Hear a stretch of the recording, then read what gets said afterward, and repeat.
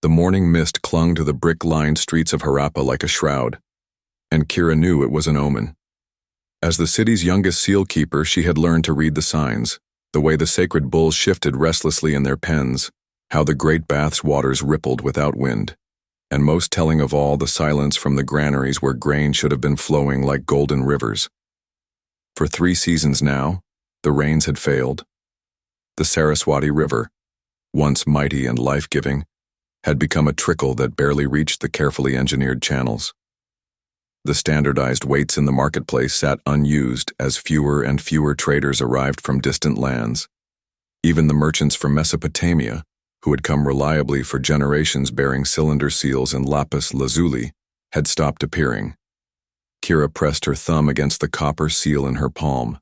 Her masterwork, carved with the image of a unicorn and script that flowed like water.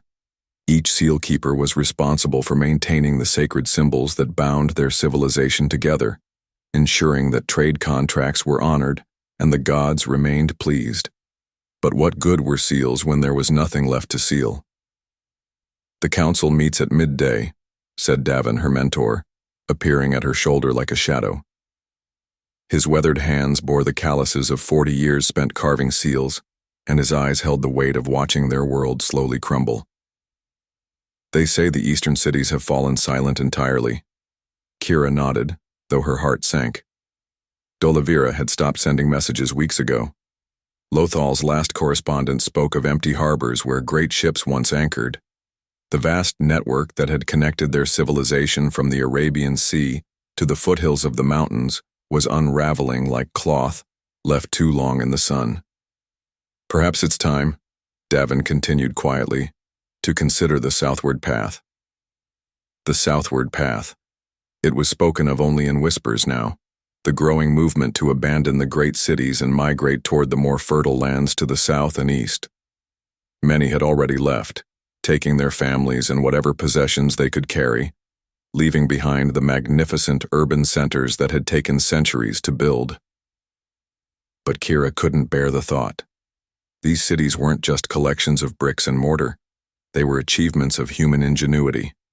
The covered drains that kept their streets clean, the sophisticated systems that delivered fresh water to every home, the granaries that could feed thousands. How could they simply walk away from all of this? At the council meeting, the debate raged as it had for months.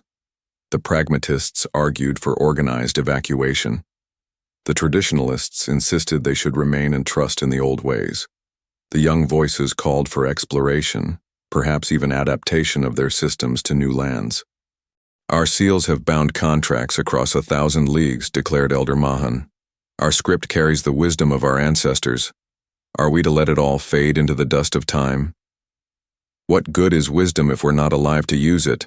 countered Councillor Priya, whose own daughter had already departed with one of the southern caravans.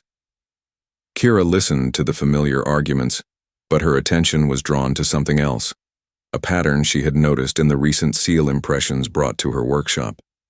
The symbols were changing, evolving, not through any conscious effort of the scribes, but organically, as if the language itself was adapting to new circumstances.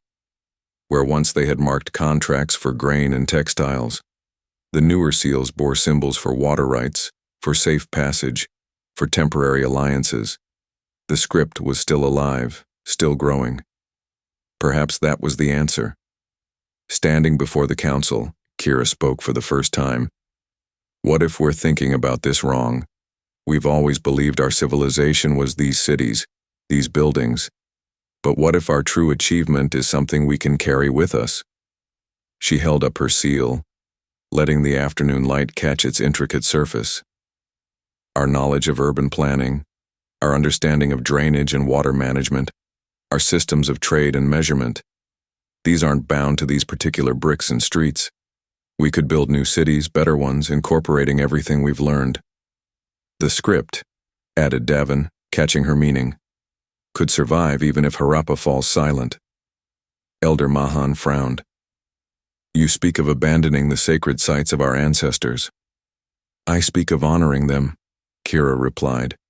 "Not by dying with them, but by taking their wisdom forward. Some of us should stay to maintain what we can, to preserve the cities for future generations who might return when the rains come back. But others should go forth as seed carriers, taking our knowledge to new lands. The debate that followed lasted until the stars appeared above the city's rectangular blocks. In the end, they chose a path that honored both perspectives. The young and the skilled would journey south and east, carrying with them the accumulated knowledge of centuries. The elders and those too attached to leave would remain as guardians, maintaining the great cities for as long as possible. Kira spent her final weeks in Harappa, creating a new type of seal, not for commerce or contracts, but for memory. Each one told part of their story: the great drainage systems, the perfectly laid bricks, the standardized weights that had enabled fair trade across vast distances. These memory seals would travel with the migrants, ensuring that future generations would know what their ancestors had achieved. On the morning of departure, she stood atop the citadel and looked out over the grid-patterned streets that had been her entire world. The mist was lifting, and for a moment, she could see the city as it had been in its glory, bustling with merchants, echoing with the sounds of craftsmen, its carefully engineered waterways gleaming in the sun. Then she turned south, following the long line of carts and families moving toward an uncertain but hopeful future. In her pack were dozens of memory seals, and in her mind was the knowledge of how to build cities that could last 1,000 years. The Indus Valley Civilization was ending, but Kira carried its spirit forward. Somewhere in the lands ahead, new cities would rise, incorporating ancient wisdom with fresh innovations. The script would evolve, the urban planning techniques would adapt to new environments, and the legacy of Harappa would live on in ways its original builders never imagined. The last seal keeper had become the first architect of tomorrow,